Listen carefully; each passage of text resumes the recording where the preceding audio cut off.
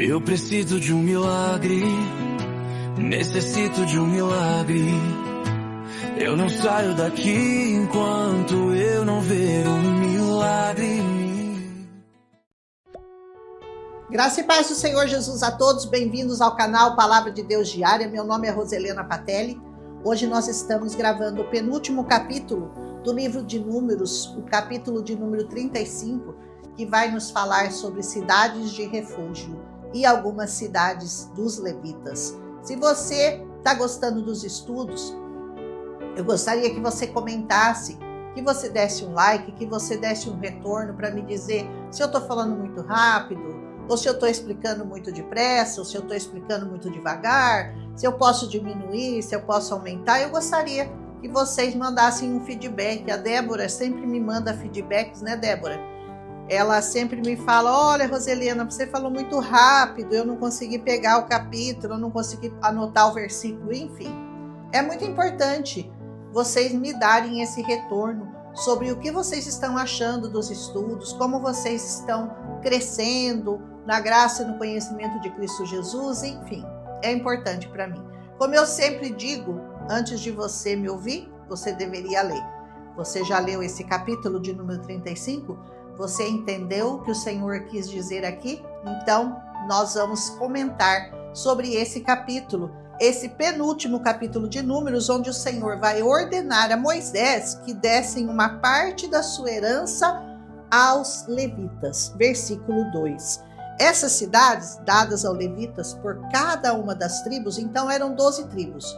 Os levitas não tinham nenhuma cidade deles. Então, cada uma das 12 tribos dava uma parte da cidade ou uma cidade para que eles pudessem honrar aqueles que serviam na casa do Senhor e que ficaram fora na hora da divisão das terras. Deus também institui aqui a criação das cidades de refúgio, que eram, na verdade, um abrigo para os homicidas, aqueles que tinham cometido um assassinato, para eles poderem se proteger até serem julgados. Por quê? Porque pela lei era assim, você matou, você vai ser morto. Então Deus prepara essa cidade de refúgio para que eles não fossem mortos antes de serem julgados. Então, de certa maneira, Deus cria dois tipos de crime: a presunção da inocência, o crime doloso e o crime culposo. Ou seja, no dolo é onde houve a intenção de matar. Esse é o crime doloso. Ele matou intencionalmente. Está lá no versículos 20 e 21. E no outro caso, ele seria morto, se fosse o caso, né, do doloso, ele seria morto pelo vingador, como sendo um parente do morto ou alguém que desejasse se vingar do morto. Ele teria esse direito de matar o assassino. No caso do culposo, que é o homicídio onde não houve intenção de matar, foi um acidente e acabou acontecendo, ele era julgado e aí ele voltaria para se abrigar nessa cidade. Versículo 22 a 25, são chamadas cidades de refúgio. Caso ele fosse encontrado fora dos limites da cidade, o seu vingador teria o direito de matá-lo para vingar o morto. Se ele saísse da cidade, já era. Ele perdeu o direito à proteção. A nossa cidade de refúgio hoje, agora a gente vai passar isso para o nosso tempo, para o reino espiritual. Hoje a nossa cidade de refúgio é o Senhor Jesus. Ele é a nossa fortaleza, ele é o nosso lugar de descanso. Mesmo assassinos, pessoas que mataram, podem se abrigar lá. Mas, presta atenção, se afastarem do Senhor, que os perdoou dos seus pecados, certamente serão encontradas pelo acusador. O acusador está sempre por perto aí querendo nos acusar, e por ele será morto.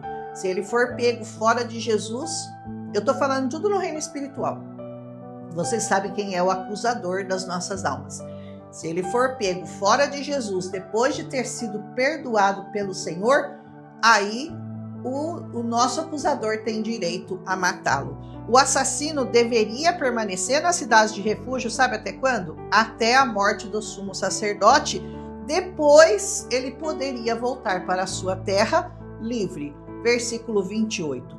Como hoje o sumo sacerdote vive para sempre, porque o sumo sacerdote é o Senhor Jesus, significa que para você estar protegido da morte, tem que estar na presença dele até o dia em que o Senhor determinar que ele volte para sua terra, que passou a ter direito por herança, no caso, a Nova Jerusalém.